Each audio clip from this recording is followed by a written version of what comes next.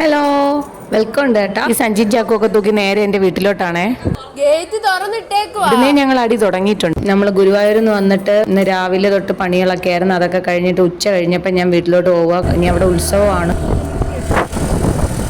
ഉത്സവം ഇന്നല്ല, ഉത്സവം നാളെയാണ്. ഇന്ന് കുതിരയെടുപ്പുള്ളതാ. കുതിരയെടുപ്പ് കാണാൻ വേണ്ടിയിട്ടുള്ള പോക്കാണ് ഈ കുതിരപ്പുറത്ത്. ചേട്ടൻ ഇന്നലെ കുറേയൊക്കെ വണ്ടിയൊക്കെ ഓടിച്ചുകൊണ്ട് ആകെ ക്ഷീണമായോണ്ട് വരുന്നില്ല എന്ന് പറഞ്ഞുകൊണ്ട് ഞാനും മോളും കൂടെ സ്കൂട്ടറിൽ പോവുക. മോനെ രാവിലെ ചേട്ടനെ അങ്ങ് വീട്ടിൽ കൊണ്ടാക്കിയായിരുന്നു. അവനങ്ങ് രാവിലെ പോകണമെന്ന് പറഞ്ഞതുകൊണ്ട് ചേട്ടൻ അവനെ അങ്ങ് രാവിലെ ആക്കി. അല്ലെങ്കിൽ വെക്കേഷൻ എൻ്റെ അവിടെ 2 ദിവസം നിൽക്കണമെന്നാണ് പറഞ്ഞത്. പിന്നെ ഈ ചിറയാണ് എൻ്റെ വീടിനെയും എൻ്റെ ഹസ്ബൻഡിൻ്റെ വീടിനെയും തമ്മിൽ വേർതിരിക്കുന്ന സ്ഥലം കേട്ടോ. ചിറയുടെ അക്കരെ എൻ്റെ ചേട്ടൻ്റെ വീടും ചിറയുടെ ഇക്കരെ എൻ്റെ വീടും.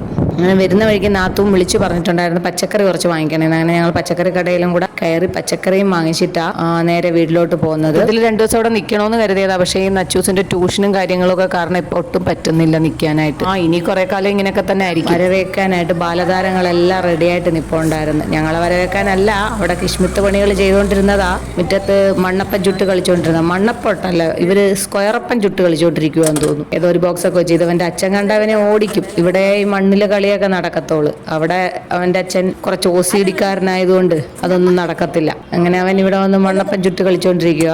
രണ്ടുപേരും കൈ നിറയെ ഉത്സവ മെഹന്തിയൊക്കെ ഇട്ടിട്ടുണ്ട്.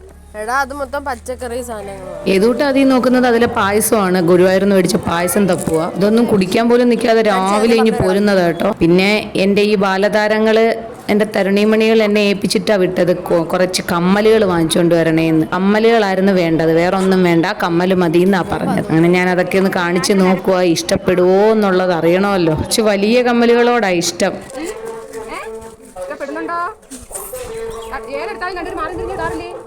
അങ്ങനെ ഞാൻ കാണാറുണ്ട്. എന്നൊക്കെ പറയാറുണ്ടോ? ഉണ്ട്. ഇഷ്ടപ്പെട്ടോ? എന്തെങ്കിലും ഉണ്ടോ? ഇഷ്ടപ്പെട്ടോ? ഞാനങ്ങനെ ഓരോ കമ്മലൊക്കെ ഇങ്ങനെ എടുത്തു വെച്ച് കാണിച്ചു കൊടുക്കും. അവരുടെ മുഖത്ത് ആ ചിരിയും സന്തോഷമൊക്കെ കാണാമല്ലോ. ഇഷ്ടപ്പെടുവോ എന്നറിയാൻ വേണ്ടിയിട്ട് ഞാൻ ഇങ്ങനെ എടുത്ത് വെച്ച് നോക്കുക. പിന്നെ ഇവർ രണ്ടുപേരും ഒക്കെ കുറേ നേരമൊക്കെ കളിച്ച് അങ്ങനെ സന്ധ്യയായി. അനൗൺസ്മെന്റ് കേട്ട് കുതിരയെടുപ്പ് തുടങ്ങുന്ന അനൗൺസ്മെന്റ് കേട്ടപ്പോഴത്തേക്ക് ഞങ്ങളെല്ലാം ഒരുങ്ങി അങ്ങോട്ട് പരിപാടിയാണ്. ഞാൻ അവിടുന്ന് ഒരുങ്ങിയാ വന്നത്. ഞങ്ങൾ താമസിക്കുന്നതിന് അമ്മൂമ്മ അവിടെ വഴക്ക് തുടങ്ങിയിട്ടുണ്ട്.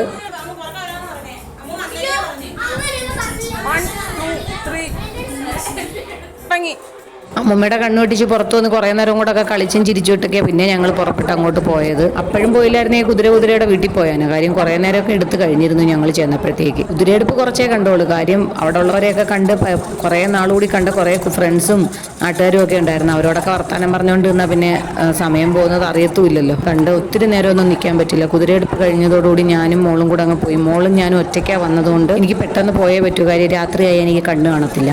അല്ല അങ്ങനല്ല, ഈ വണ്ടി ഓടിക്കാൻ എനിക്ക് ഭയങ്കര ബുദ്ധിമുട്ടാണ്. ഈ വണ്ടിയിൽ എതിരെ വരുന്ന ലൈറ്റ് അടിക്കുന്നത് എനിക്ക് ഭയങ്കര ബുദ്ധിമുട്ടാണ്. അങ്ങനെ കുറേ നേരമൊക്കെ കണ്ടതിന് ശേഷം ഞങ്ങൾ തിരിച്ച് വീട്ടിൽ വന്ന് ഞാൻ വണ്ടി എടുത്ത് ഞങ്ങൾ വീട്ടിലോട്ട് പോകാൻ ഇറങ്ങി. കുറേ ദൂരം ചെന്നപ്പോഴാലോ ഉച്ചയ്ക്കൊന്നും കഴിച്ചില്ലായിരുന്നല്ലോ. വയറ് വിളിച്ചപ്പോഴാണ് ഓർത്തത്. സത്യത്തിൽ രാവിലെ ബ്രേക്ക്ഫാസ്റ്റ് താമസിച്ച് കഴിച്ചതുകൊണ്ട് ഉച്ചയ്ക്ക് കഴിച്ചില്ല. അങ്ങനെ ഇപ്പോഴും നല്ല വിശപ്പ്, അവക്കും വിശക്കുന്നെന്ന് പറഞ്ഞു. അപ്പോഴാണ് ഓർത്തത് ഞങ്ങൾ കഴിച്ചില്ലല്ലോ എന്ന്. പിന്നെ നമ്മൾ വീട്ടിൽ വന്നിട്ട് ചേട്ടനെയും വിളിച്ചുകൊണ്ട് പുറത്തു പോയെന്ന ഒരു ചായയൊക്കെ കുടിച്ച് എന്തെങ്കിലും കഴിച്ചിട്ട് വരാമെന്ന് കരുതി ലൈറ്റായിട്ട് കഴിക്കാമെന്ന് പറഞ്ഞ് പോയതാണ്. പക്ഷെ ലൈറ്റായിട്ട് കഴിക്കുന്ന കട നോക്കി ചെന്നപ്പോഴത്തേക്ക് ഹെവി ആയിട്ടുള്ള കടയിലായി എത്തിപ്പെട്ടത്. പിന്നെ അവിടെ നിന്നും ഒരുപാട് ഒന്നും മാക്കം അടിക്കാൻ വേണ്ടിയിട്ടൊന്നും കഴിച്ചില്ല.